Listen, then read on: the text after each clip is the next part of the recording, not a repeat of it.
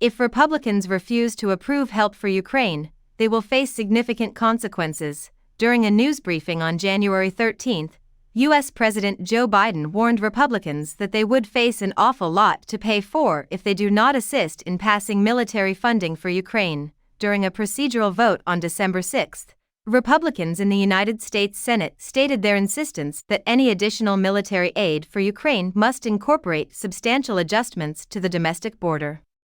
As a result, the package containing $61 billion in help for Ukraine was stalled. With regard to the safety of the United States borders, Biden stated on January 13 that he was prepared to make significant alterations at the border. And there are negotiations going on for the last 5 weeks, so I'm hopeful we'll get there. Republicans in the United States have come under fire from Democrats who say they should have moved faster to approve more military aid for Ukraine. With Ukraine's ammunition supplies dwindling, Senator Chris Murphy called the situation a crisis moment for Ukraine in an interview with NBC News in the middle of December.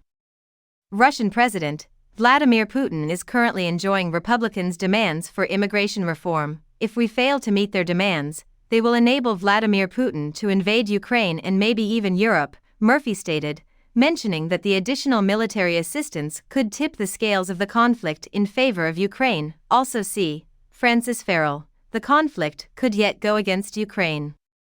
First things first, let's clarify in an effort to provide you with objective, locally sourced news from Ukraine. We have been working tirelessly. The Kyiv Independent deserves your support. Congressmen from both parties have stuck to their positions on the continuing fight over border security at home, which has become linked to providing additional aid to Ukraine, and so far, there has been no movement in either direction. The unconnected and unresolved disagreement over U.S. border policy was a major factor in the Senate Republicans' decision to oppose a bill in December that would have provided $61.4 billion in aid to Ukraine.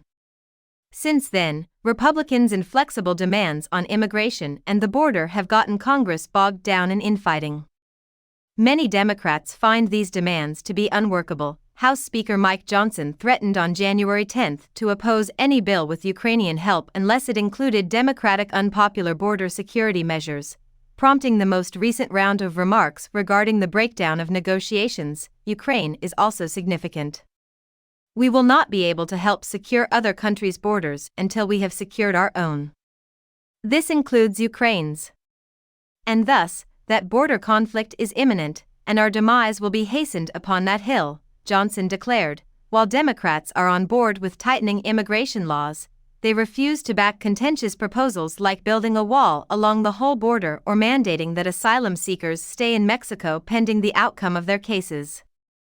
That's not going to happen, and I believe it will for the majority of us, stated Juan Vargas, a congressman. Some of Johnson's Democratic colleagues in Congress said that the bill's demise was due to Republican poison pill elements, like his funding for a border wall, and that Republicans would later blame Democrats for the bill's demise. The Ukrainians are being thrown to the dogs by the Republicans, according to Vargas. It's disheartening. I find the situation to be terrible, but that's their intention. Additionally, Johnson is under pressure from his party's extreme right, despite his prior statements in favor of providing financial aid to Ukraine. Already, several Senate and House Republicans have made it clear that they will not back any aid to Ukraine unless it includes safeguards like a complete border closure in the event that the number of daily crossings exceeds a specific threshold. Representative Marjorie Taylor Greene and other vocal Republicans who oppose U.S. aid to Ukraine have made it clear that they will not vote for future financing that includes border controls or not.